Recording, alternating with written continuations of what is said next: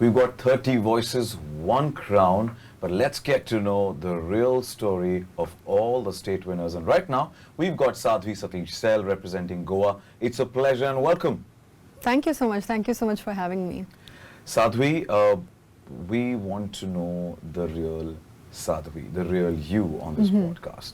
Now, what does Sadhvi mean? Sadhvi means virtuous, actually. I think my parents just wanted me to be someone who's like very, delicate, very, I don't know how they came up with this word, like name though, but I'm really glad that it was something unique. Like, I wouldn't want to be a Priya or a Supriya, No offense, no offense. But you resonate with the name because you mentioned that since childhood, you've been not a people's person. Sort of. I would say that I loved spending time by myself. So I have a sibling actually, but she's about 7 years younger to me. So I almost grew up like a, single child.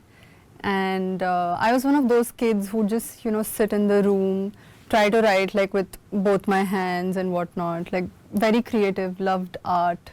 And, then I used to go out in the nature because, Goa and Karwar, also where I moved later on, is like a very beautiful, like picturesque like place, and there are so much wildlife that you can capture through like cameras and whatnot. So yeah, just started getting into photography as well, but never people's person, I would say. It was only after I think university that I started to come out of my own shell. So I would say I'm a people's person. I like to talk. So if I have to sit idle and not do anything, it's a task for me. I have to think. So how does somebody like you, what does one do when you just not a people's person by yourself? I think I'd say that I used to not be, but now I sort of enjoy like, listening to other people, their stories. By not being people's person, I mean I'm not the loudest one in the room. Like I'm somebody who likes to, only pursue like real connection. So if say I and you strike a real conversation, and then like, I'll come up to you, I'll open up to you more and more, and then maybe you'll be like, oh, somebody needs to make her shut up. So I'm more like a selectively social person. So you're got best of both the worlds. Best of both the worlds. And you speak only when you need to. Yeah. Or you feel the need to. Yeah, I just feel like I don't want to speak just to fill any kind of silence. But I just feel like conversations also flow more lightly and genuinely when, you talk to somebody like on a very real note, and like, it just so happens that you guys connect on something. You spoke about Karwar, and it is beautiful, it's connected to nature. Yeah. What's your relationship been with nature? I think I have always been a very like beach person as well.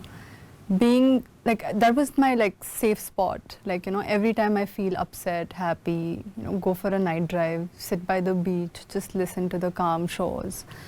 And unlike what people believe, like कि बहुत ज़्यादा शोर होगा beach पे, but नहीं, रात को like around like 10:30 ऐसा कुछ, my friends used to just go sit there, like take off our slippers, have like that night walk, thanda sand, and like beautiful scenery everywhere. The night sky is pretty. I think for me, like the most I connect with the beaches there, obviously.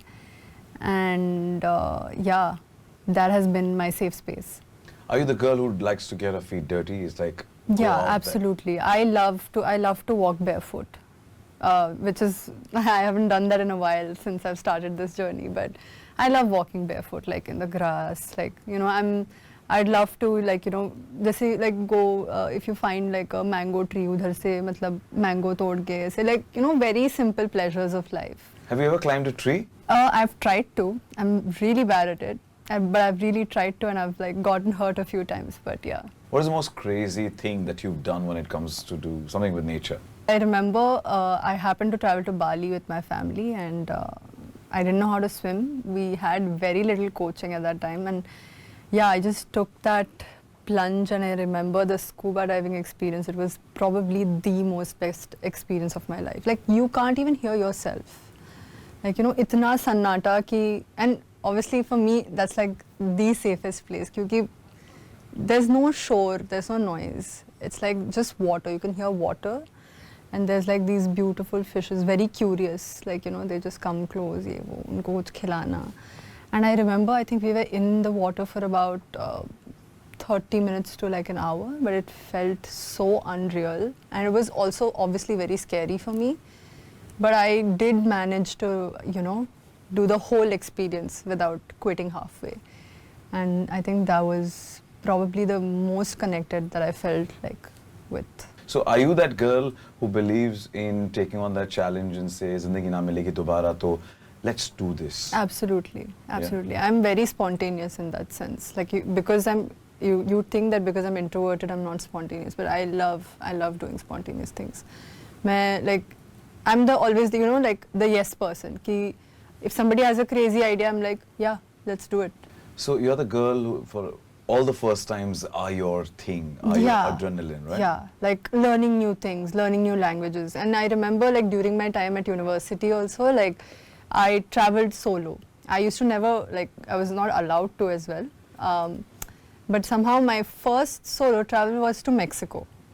And it was quite the experience. I think that's one's identity, right? That's what one makes you what that human is, right?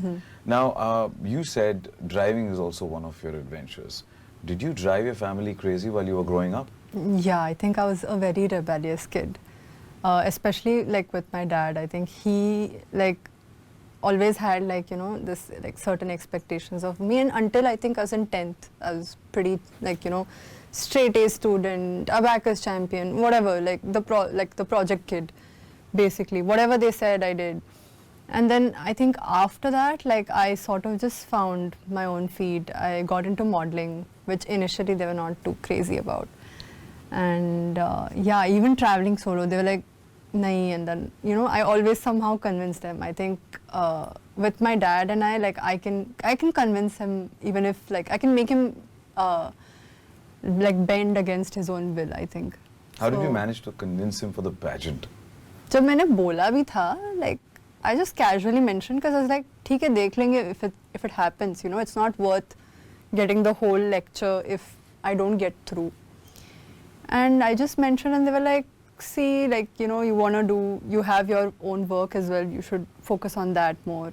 But I was like, nahi yaar, I really want to try this out. So then thoda emotional drama here and there, and they were like, ठीक है, जो भी करना है करो.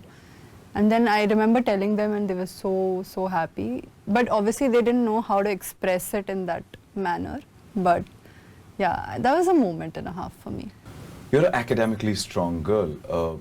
You intend to not just be a teacher, but also open up your own university. You studied in Canada. So tell us a bit about this vision of yours to actually own a university and run a university. Yeah, I think that just comes from my own experience. When I moved to Canada, I just had a lot of struggle when it comes to taxation or other simple life skills that our education system doesn't prepare us so much. So I think the reason I want to have my own university is because I want to teach these skills, how to manage your finances, how to file your returns. All these things which you need as an adult, and then between schooling and adulting there's very little time. You don't even know when that happens. So I just want to have a university or a school where we talk about spirituality, creativity, या फिर even simple life skills. So मेरा ये motto है कि let's create more well-rounded individuals who who are not scared or who don't have to start from scratch. I just want to empower everybody with these little things, and I think especially for women, if they can figure out their own banking, their own finances, that's such a game changer. It will be a real game changer for our country. So that's my vision. So you reckon that they lack? I wouldn't say that they lack, but I would just say it's a matter of access. There's very little access to these things. And वही है ना, whenever we say कि oh, what's your favorite subject, and then somebody gives an answer, it's mostly because the teacher that they had taught it really well. So I want to create a space where these teachers really make you feel interested to learn these skills. You want to prepare individuals for the world. For the world, yeah. Cool, Yeah. thank you. And I want you to be prepared right now for a quick fire round. Okay. I'm going to shoot a couple of questions to you. All you have to do is answer them super fast. Okay. Are we ready for this? Yeah. All right, what is the best advice you've ever received? I think the best advice I've received is whenever you're in doubt in terms of what decision to make, just think of your life as a movie and try to picture what everybody behind the screen would like to, like, is screaming and telling you, ki do this, like, you know, it'll be good for you. So that's when I think that's the decision that you make. One quote you live by. I think everything in time. One line of poetry you love. I'm not what happened to me, but I am who I chose to become. Last film that stayed with you. Eat, Pray, Love. Favorite actor? Male. Irfan Khan. Female. Katrina Kaif. Comfort food. 2 a.m. biryani. Donne biryani. Huh? To be specific, donne biryani. It's a different kind of biryani, like it's green gravy based biryani. You have to have it, like in Bangalore if you ever happen to visit. Okay. Coffee or chai? Coffee, double espresso. One city you could live in forever. There's this place called Curaçao, which I visited. I think that place. Very fun loving community, much like Goa. Feels like home but not. Where is this? It's in the Caribbean islands. One habit you want to change? I think my sleep habits. I just want to be able to, you know, sleep well and then get my life. Have a in good play. schedule. Yeah, just that. One song on repeat right now. Ring My Bell, and it's a really great song for manifestation. So if you know, you know. What does India mean to you today? India is a multitude of places. I think it's the shore, the jugaad, everything. Like India is its people. One thing you want to be remembered for? To make quietness or being quietly confident also seem powerful. What's great about your place, Goa? Everything, the food, the beaches, the community. And talking about the food, what is that one thing one must eat in Goa? Prawn curry, I love Goan it. prawn curry. 3 places to visit in Goa. Dudhsagar Falls. We also have Butterfly Beach. It's quite the hike, but then it's the best of both worlds. So you Worth get to it. hike and then you get to see a beautiful view. Third place would be actually outskirts of Goa and Karnataka, which is in Karwar. It's this place called Tilmati Beach. So it's a black sand beach.